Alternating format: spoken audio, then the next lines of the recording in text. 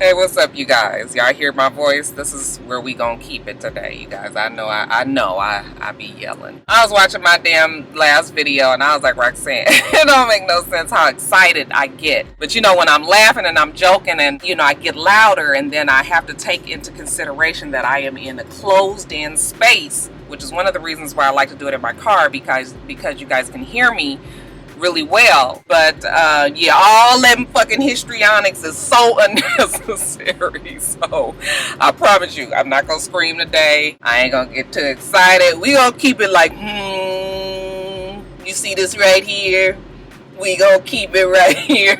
And if I feel myself getting, you know, too excited, we gonna bring that shit down to a more workable level. Okay, so yeah.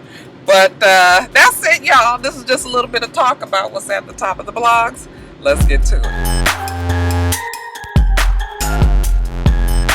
Oh, I tell you, they've been cutting up this week, you guys. So Sean Combs, better known as Puffy, P. Diddy, Puff Daddy, Puff, whatever you want to call him, he done got himself in a little bit of trouble, was actually arrested for beating up, well, they're saying that he assaulted the strength and conditioning coach named Sal Alosi.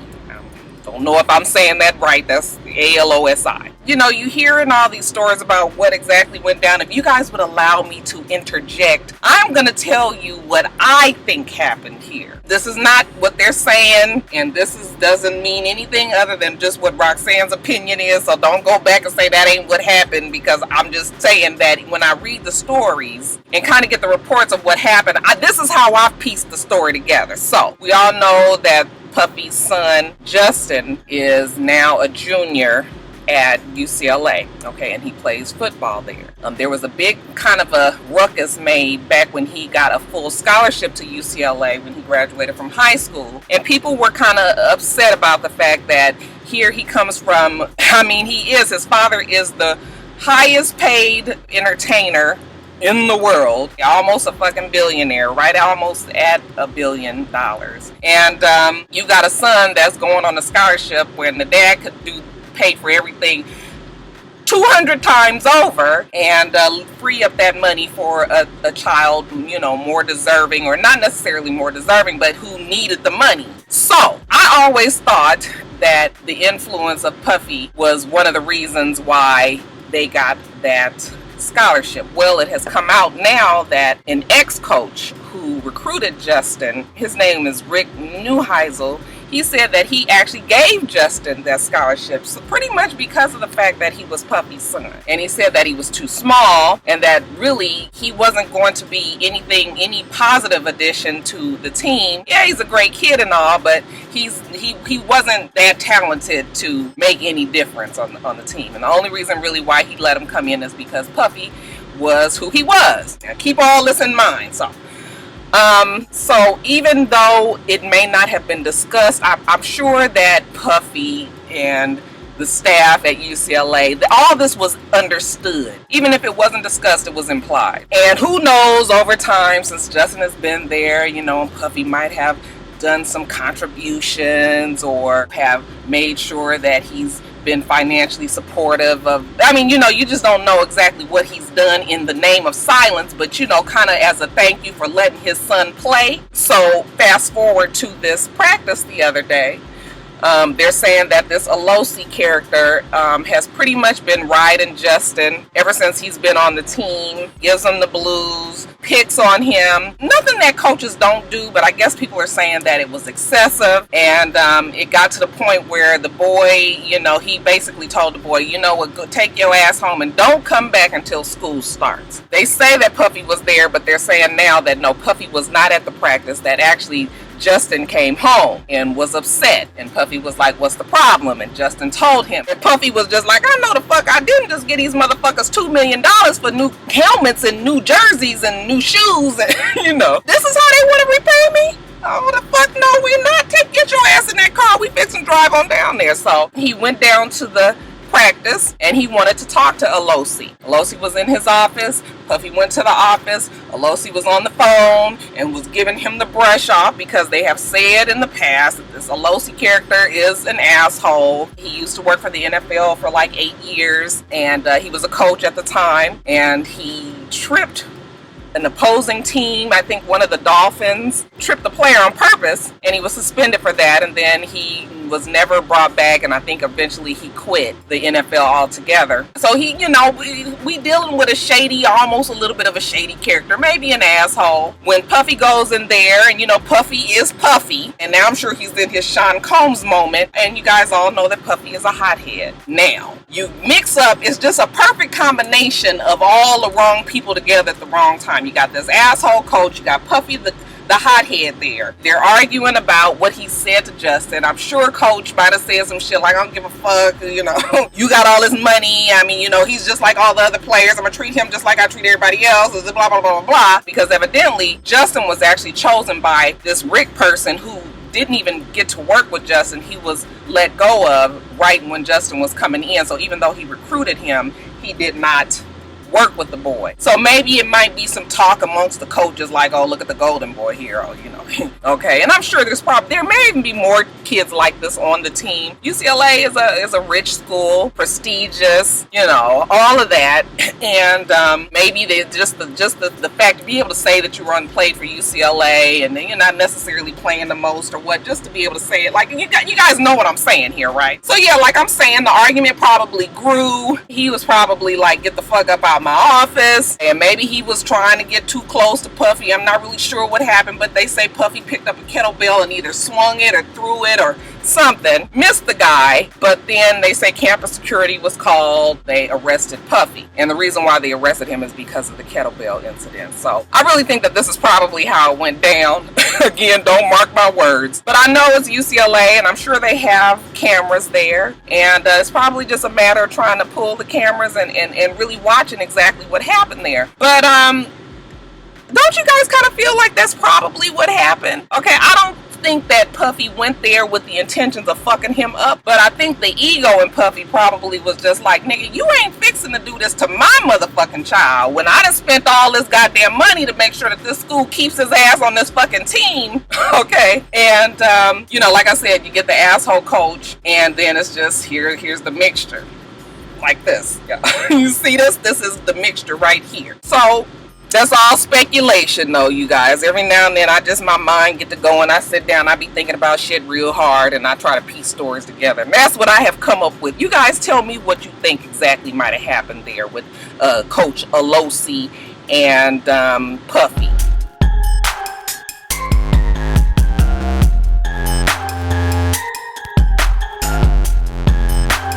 And what do you guys think about the fact that this other coach, Rick Neuheisel, came out and told how he chose his players? Do you guys think that this is like normal happenstance? I think that this probably happens a lot, and we just don't hear about it. But in the meantime, it's kind of fucked up that, you know, now Justin has to be looked at as, you know, this subpar player. The only reason why he's there is because of his dad. So, but anyway, y'all leave me your comments on that. They seem pretty confident that he was, you know, in self-defense mode, and that, you know, once all the facts come out, he will be free and clear. Okay, so we keeping the fist lifted for Puffy. Okay, hopefully he won't get into any more trouble with this.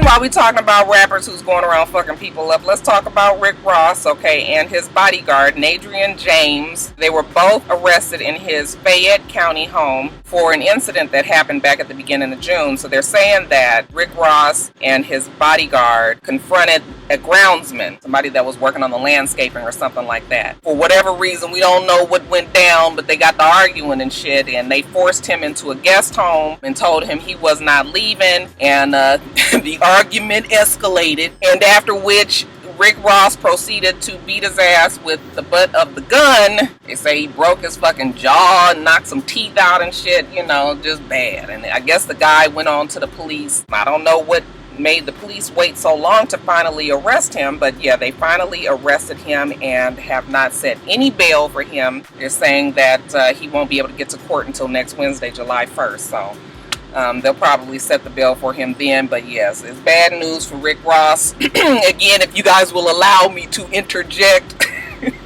I'm going to tell you what I think happened here as well. And this is all from reading the stories and trying to put 2 and 2 together. 2 and 2 together. So, I believe that Rick Ross probably confronted the groundsman because some shit was probably missing in his house. And he told old boy, you gonna give me my shit back.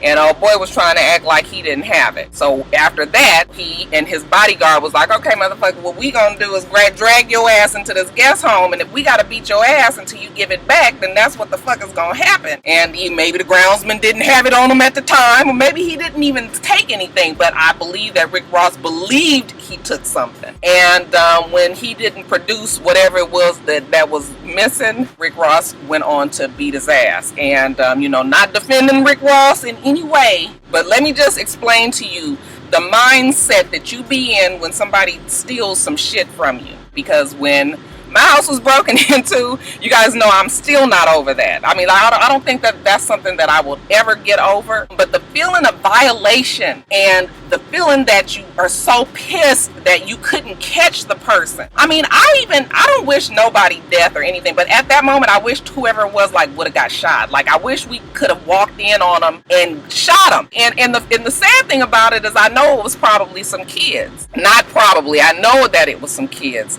And I just wished that, I wished really bad things on these people, and still do. I'm not really sure where my head would have been at. I'm positive I don't know where my husband's head would have been at had we walked in and saw these motherfuckers stealing from us. So when I think about Rick Ross and knowing that, okay, maybe this man had been stole some shit from him, and you got the motherfucker right in front of your fucking face, and I got this gun, well, I ain't gonna shoot your ass, but I'm sure fixing to fuck you up. Again, this is just what I'm feeling might have happened. Because why all of a sudden are you telling somebody that they can't go? That's why he's arrested on these kidnapping charges, because the moment that you hold somebody against their will, that is considered kidnapping. Even if you didn't even touch them. The minute you lock up a door and be like, you can't get out, that's kidnapping. So I understand I understand the thinking. I'm not saying it's right. I'm not saying that this is what you should do. This is definitely what you shouldn't do.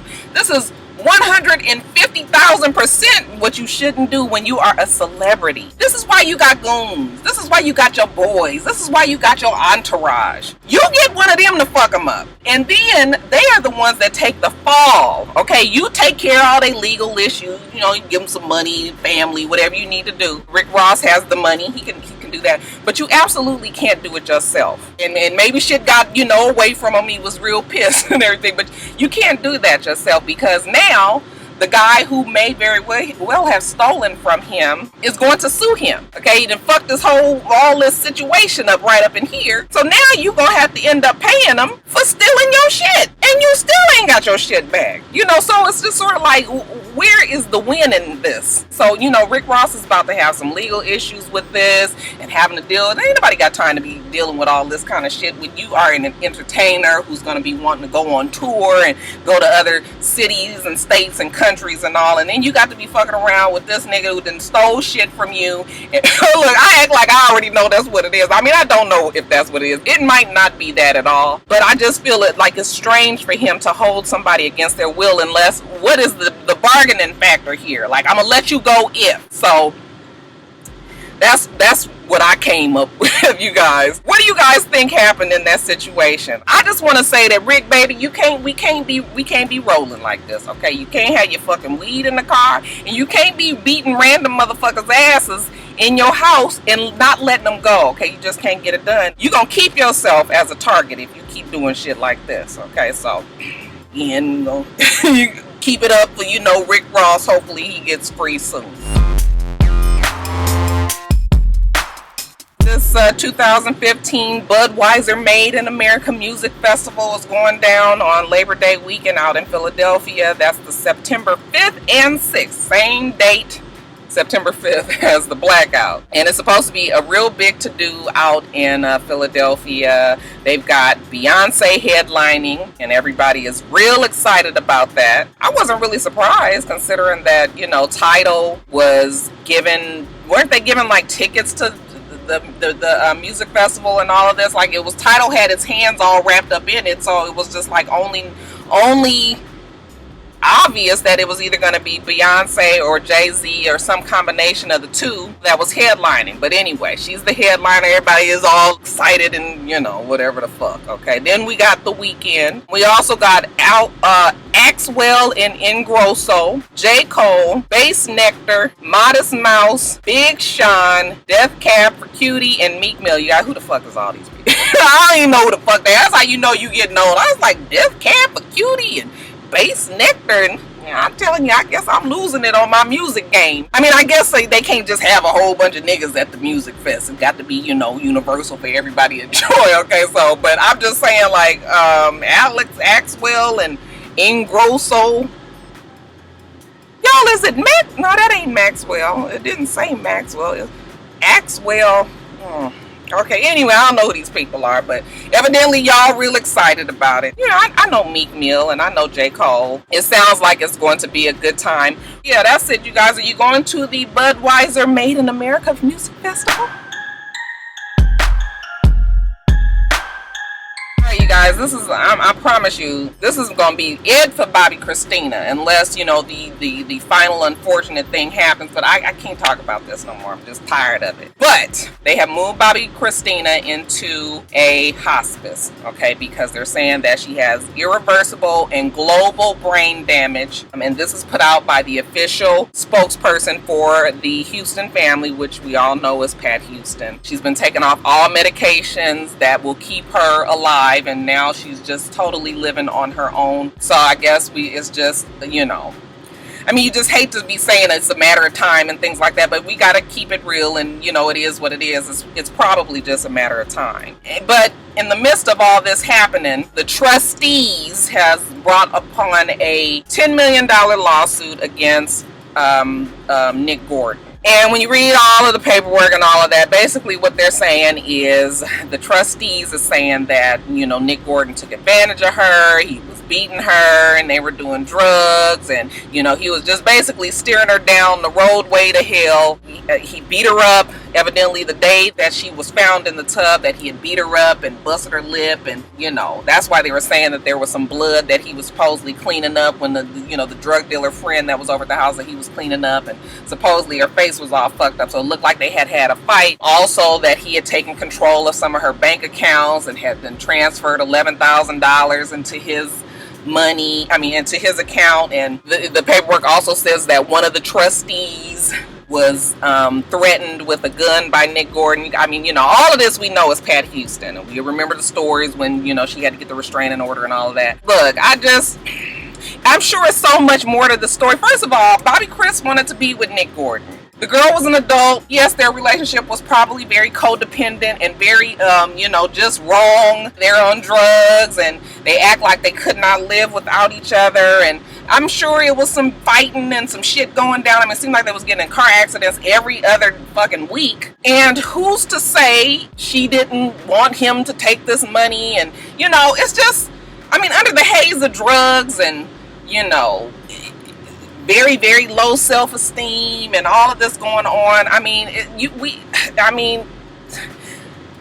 without us really knowing 100% one way or the other, I mean, I just don't even know if I can say that Nick Gordon did all of these things that Pat Houston is saying that he did. Okay, and then if he did take this $11,000, now where the fuck we get $10 million? So they're feeling like they want to press some sort of charges, but where are the criminal charges here? Why haven't the police? You know, why wasn't he arrested for all of these things that have happened in the past? And supposedly she was getting fucked up all the time, and, you know, all of this was happening. We didn't document this. Nobody was calling the police. That's why I'm saying that it's sort of like hearsay. I'm not saying that it didn't happen, but we don't have none of this as proof. At least it hasn't come out in the media that there is some proof that this stuff happened. Again, we're just going by the lawsuit that has been brought upon. But $10 million... Is that the new math, y'all? And how we get from 11,000 to 10 million? I mean, obviously this boy don't have no fucking $10 million. I know they can't think that they're going to get that, but maybe this is like sort of the whole case with O.J. Simpson and, just setting up a precedent. So if he ever gets in trouble again, I don't even know, but It's just crazy because the focus shouldn't be on bringing a financial lawsuit against Nick Gordon. If you feel that he killed your niece, then you need to be trying to get with that DA to get some charges pressed and the nigga be put in jail. So it's strange to me. It's strange to me, and I'm tired of talking about it. And again, I don't think, unless something extremely interesting happens with the case, you know, and then like I said, and in the unfortunate end of Bobbi Christina, we through with it, you guys. We just done. BET Awards are this Sunday, and they are going to have a Janet Jackson tribute. Evidently, they're giving her some sort of Lifetime Achievement Award, and this is the things that BET needs to do to make sure that they get a fucking audience and get the, you know, kind of a respectable draw in their crowd there. I mean, you know, everybody's going to be excited about going to Janet Jackson, so now people will probably think a little bit harder about whether or not they want to show up for the awards. But yeah, so I'm looking forward to seeing it. I like the new song that she has. It's called No Sleep. It's very much, you know, a very Janet Jackson-y groove, kind of the same. It doesn't sound like That's the Way Love Goes, but it's the same kind of not fast, not slow, just a mid-tempo, like kind of just like, you know, if you're gonna have like a little dinner party and you want some background music playing and you play that, and it's just that kind of cool vibe to it. So I like the song, and I'm excited about seeing her on stage and the people that's performing. So they're gonna have Sierra, which is like, I mean, is a no-brainer. They had to have Sierra be one of the performers that are honoring her. They're gonna have the Tinashe girl, and I like the Tinashe girl because she be doing the fucking most. So I was like, girl, you was moving way too hard. My friends always say that's me when I be dancing. It's like, Roxanne, you doing way too much dancing. You just doing that shit a little too hard. That's kind of how Tinashe is. And then they're gonna have Jason Derulo. So I don't know about that. You know, Jason just always he can dance, but he would look like he working real hard at it. You know how like Chris Brown is like a natural, like it seems like anything that Chris Brown does, he just has that dancing in his soul. He can make anything look good when he's moving. Look like Jason Derulo be at practice every fucking single day for 12 hours in that mirror trying to get, it's just not fluid. And so that's like when you can look at somebody and just see that they have dance in their whole soul, or if it's a learned, you know, if it's something that they learned how to do, it's like a little different. It's sort of like how, you know, some people can just do hair, and they went to cosmetology school because of course you have to be certified, and they needed to hone their craft and really know all the different ins and outs of it. But some people just can fucking do hair, and then some people, they're not the best hairstylists. I mean, they can do it, but you ain't gonna never look at they shit and be like, ooh girl, you did that. Okay, it's just that they, you know, they done got you over to the next 2 weeks. So that's kind of how I feel about Jason Derulo. But you know, we'll see how he does on his performance on Sunday. And of course, you guys know I love doing reviews for the award show, so I am definitely going to do a review for the BET Awards. But yeah, we're going to be looking out for Janet Jackson. I'm sure she's not going to be performing, but it sure would have been nice to see her. But I guess if she's performed, then that's going to take some of the fun out of waiting to see her on her tour that she's going on. Oh yeah, and you guys, are you going on the world tour that she's got coming up? Leave all that below. Michelle and Drea. Okay, so they were on some BET post show. I'm sorry, I don't have the full information on what this was that they were on, but it was definitely like some sort of, you know, pseudo talk show that they were having on BET, and they had Drea on there, and I'm assuming she is doing, you know, some sort of publicity tour for her show, her movie that she's going to be in on TV One. I don't know, child, I don't know what the name of that is either. I'm sorry. Something about the stepwife, the perfect stepsister. I don't know. And then they have K Michelle on there because also K Michelle has, like, you know, her show on, is it on TV One? And you know, K Michelle has all her shit going on. So they were both there talking to this woman, and not quite sure exactly what happened or how we got around to it, but K Michelle confronted Drea about Drea tweeting some time ago that K Michelle was unattractive, that she was ugly, and you know, some other things. Now I don't know the context of what Drea might have been tweeting, or what she was saying, but evidently K Michelle didn't forget that shit. So when she got on this couch with Drea, this was her opportunity to confront her about it. She didn't do it nastily. Is that a word, nastily? She didn't do it nastily, so actually she was quite kind of sarcastic, but in a like sort of like an old, nice, nasty kind of way. And basically it was like, you know, you said that I was unattractive, and I am a single mother, and it's hard. Things get rough, and I'm just sorry that I'm not cute enough for you. Okay, kind of put Drea on the spot. My whole thing is, you are entitled to your opinion, definitely. We on social media, we say shit. You know, sometimes it's sort of like a tongue-in-cheek. We just saying it at the time. But that's why you have to be very conscious of the things that you say, especially as a celebrity or a reality star or whatever. I mean, you have to remember the things that you say is out there now. And when you put it out there, then you need to stand on what you say. Whether the shit is good or bad, fucked up or not, you have to be ready for, you know, that person to one day possibly confront you about it. And I feel like that like all the time when I do my videos, my review videos. I mean, you guys know me, and so I'm joking around, and you know, I might say some things about people, but you know, I'm never really malicious. I'm never malicious about what I'm doing. Half the time I'm joking. I don't care about these people. I want everybody to make it. I don't have no problems with them or anything, but I have to also remember that if they watch my video, they probably don't know me. They don't watch me regularly. They may have only seen one video where I'm going off on them, and I really haven't gone off on anybody too bad, other than I've said some pretty horrible things about Mimi.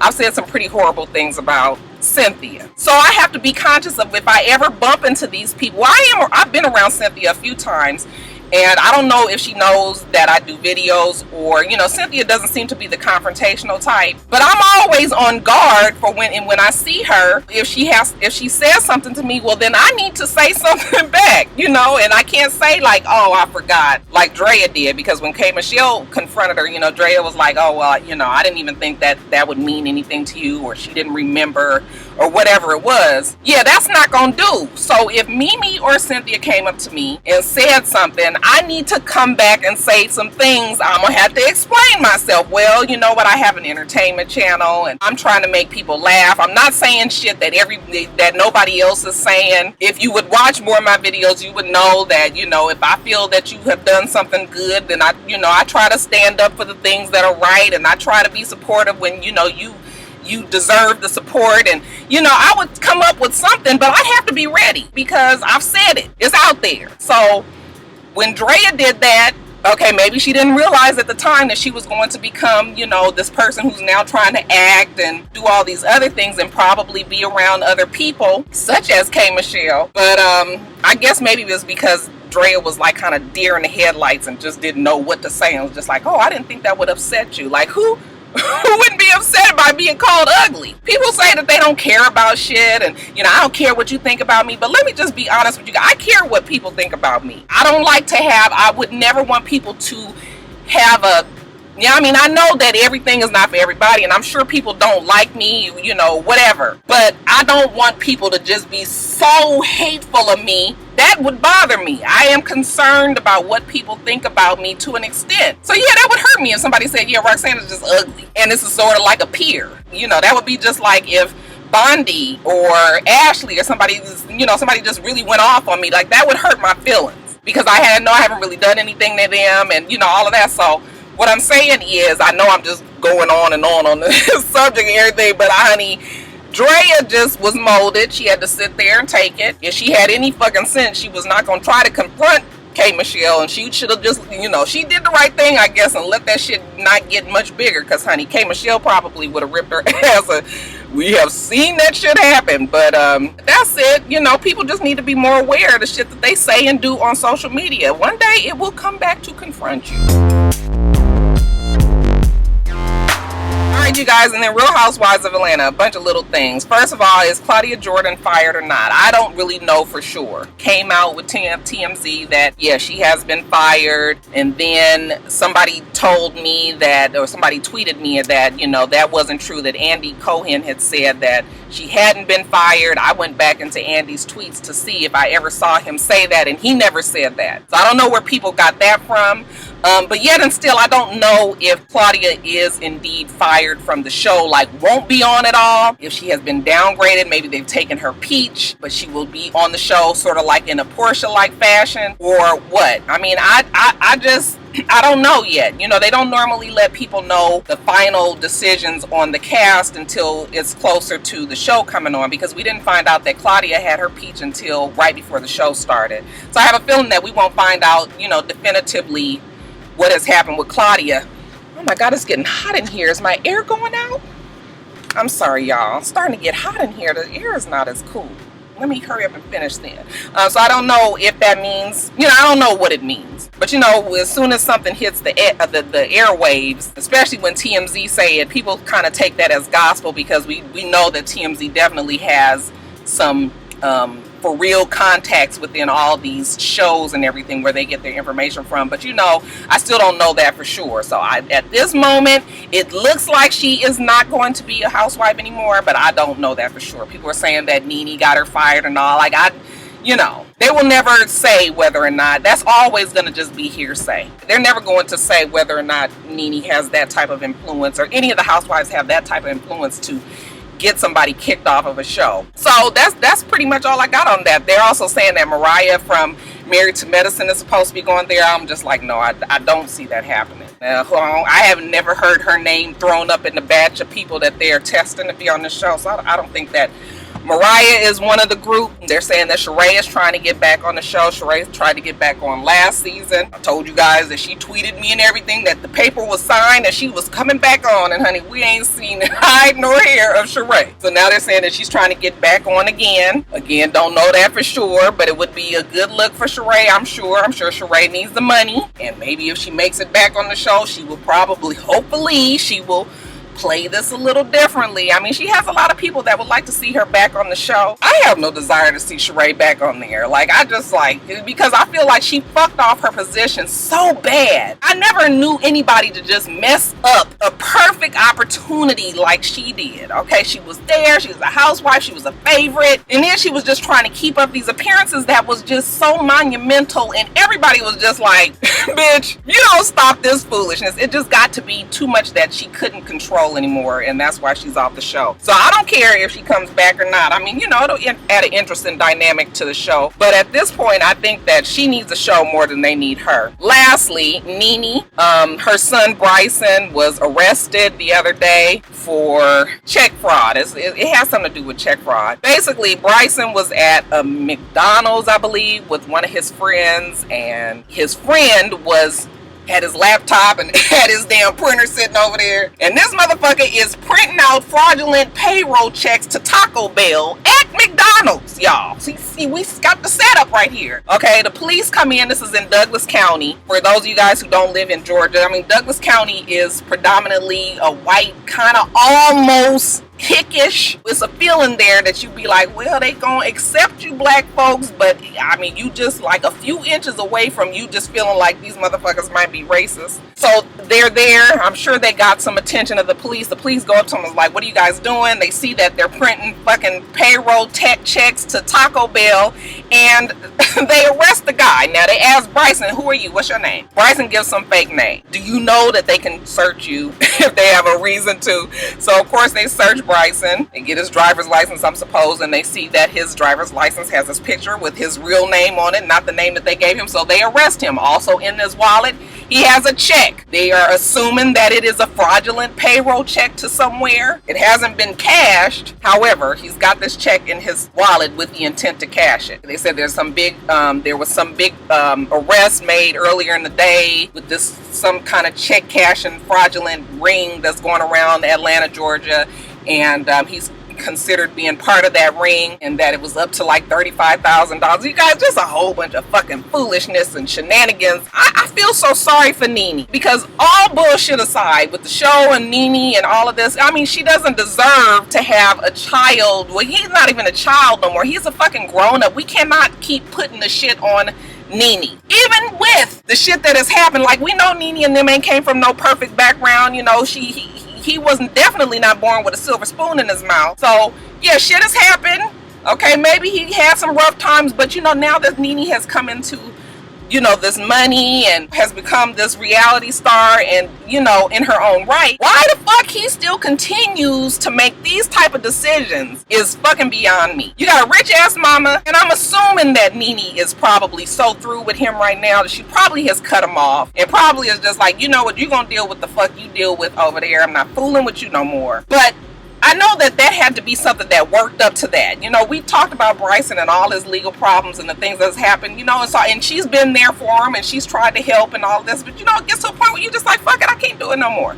I won't do it no more. But even with that type of mentality, it has to be so embarrassing and hurtful to have to keep hearing about your son just being the most extreme fuck up. And we know that he has drug problems and all this, but I don't understand. Like, why are you so attracted to this lifestyle so much? I just and people were so the other day when I was reading through comments on the different blogs and everything was there, people were blaming Nene, and I was just like, yeah, it's not really fair though, because I mean, you know, I said it plenty of times, you as a parent, you try to do your best and you hope you turn out a motherfucker that's not gonna get out there and just be trying to do all kind of shit like this, but you don't never know for sure. I have had friends who have did everything for their kids, gave them everything, okay, maybe did too much for them, and then the kids get out there and still be some major fuck ups, okay? So it's sort of like you just don't really always 100% know how your kid's gonna turn out. In this case with Bryson and Nene, man, I'm just like, this is crazy. You know, it's just like, when you out here trying to cash checks, why don't you try to get your shit together? I'm positive that Nene would, if he was really to put forth the effort to get himself right, you know, that she wouldn't keep having her back turned to him. But we can't keep helping you if you're going to be fucking up like this. You keep on doing it, you just going to keep on making me not help. So, yeah, I think that, you know, I feel real sorry for Nene, because I don't know what I would do if my kids were out there doing shit like this. And I worry about my kids all the time, worrying that I'm giving them too much, or worrying that I'm not giving them enough, or, you know, worrying about this and worrying about that, and trying to converse with them and making sure that I do shit at the right, you know, age appropriate times, and discussing this. And you guys, that shit it's just like a tricky dance. I never thought that I never realized being a parent meant that you had to be so concerned about your children. I mean, they are on my kids are on my mind all the time. So it's a lot, and I just can imagine if I was in Nene's shoes right now and having to deal with this kind of stuff all the time, it would probably really upset me and hurt me. So, but yeah, you guys, I don't know what's going on with Bryson, but y'all, we gonna hopefully he gets the help that he needs wherever, and that shit starts to look on the up and up for him. But you know, it's gonna probably get worse before it gets better. But yeah, come on, Bryson, get it together, bruh. All right, you guys, and then lastly, in quickies, first up, Kim Ye. You guys know that they are pregnant with their second child, and she made the announcement on Father's Day that they were having a little boy. Now the rumors are swirling that they went through in vitro fertilization, and that they isolated all of the male embryos and you know, put those inside of her to make sure that they had a boy. And people got problems with this. Look, I don't give a fuck what, you know, I mean, everybody would do that if they could. Not everybody, okay, but a lot of people would do that if they could. I'm sure some motherfuckers out there that got 9 boys or 7 girls that would like to have been able to choose. They wouldn't probably be having all these fucking kids if they could have just got one of the other sex. And if you can be guaranteed a sex, and if you can afford to do it, I don't really see no problem with it. It's no problem, y'all. It's plenty other things to get worried about. So yeah, they having a little boy, fine. We talked about Drea earlier. I did not mention that Drea is engaged to her boyfriend Orlando Scandrick. You guys, they've been through so much. They was broke up, and then all of a sudden she posted that you know, she said yes, a picture of her ring, the diamond, and all of that. So you know, I guess he decided he couldn't live without her. They had been together on and off for 2 years. So yeah, now they're engaged. So congratulations to her. And then we have Tammy Roman. Okay, she made the announcement on the Love and Hip Hop ATL After Show Live that she was 6 weeks pregnant by her 27-year-old boyfriend. Okay, and if you guys remember, Tammy is somewhere around my age, 44, 45 years old.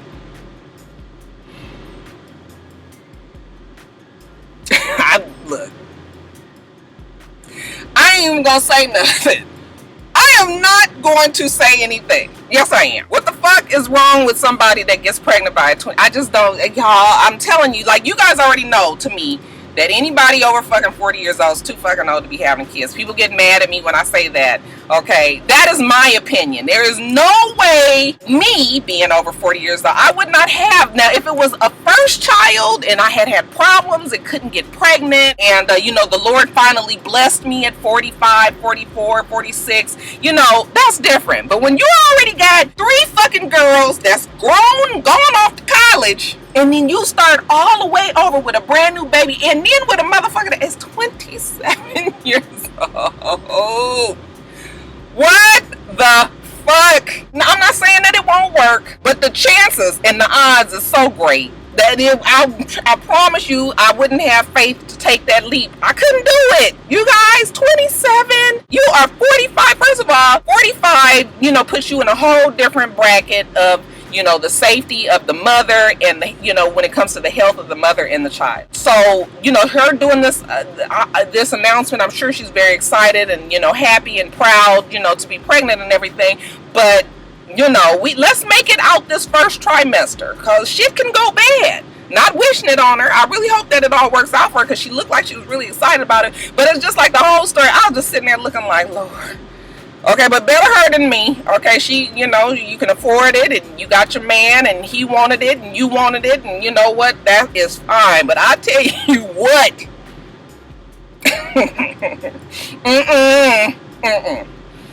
No. No. I wish I fucking would. No. And then, you guys, positive rapper J. Cole, he had been following a high school girl's educational career. I guess she had tweeted him and, you know, had asked him to, you know, come to her graduation or whatever. You know, if she did well, he told her if she did well, you know, he would be there or something like that. She kept sending him her grades over the years, and he was giving her positive encouragement, like, yeah, keep going, that's good, you're doing great. And then at her graduation, he showed up, you guys, because she did really well. He came to the graduation, and he also told her, you know, that he was going to financially help her in college. Yeah, just a feel-good story, you guys, because J. Cole, I've always heard good things about him. I like the fact that he's not real flashy with the shit that he does. It probably happens with a lot of celebrities, but you know, he's not real flashy with the shit that he does. And then it's sort of like a grassroots effort. I mean, it's just like, this is when you just going straight to the source. Okay, we ain't going through no charities and trying to do that. What I'm gonna do is I'm gonna come to the graduation, and I'm gonna give you a hug, and I'm gonna give you some money so you can buy some books, or you can do this and help with the housing or whatever. Okay, just that simple. And I think that that's a great thing. It's you know, it's a lot of rappers out there that gets bad raps for the shit that they do, but then it's a lot of good rappers, black men that we should take note of, that are doing great things for people. So, you know, it's sort of like this. Now, this is the good pump right here, the good fist for J. Cole. Keep doing what you're doing. Anyway, you guys, that is it. We do this every single week, so make sure that you rate, comment, and subscribe, and make sure that you come back.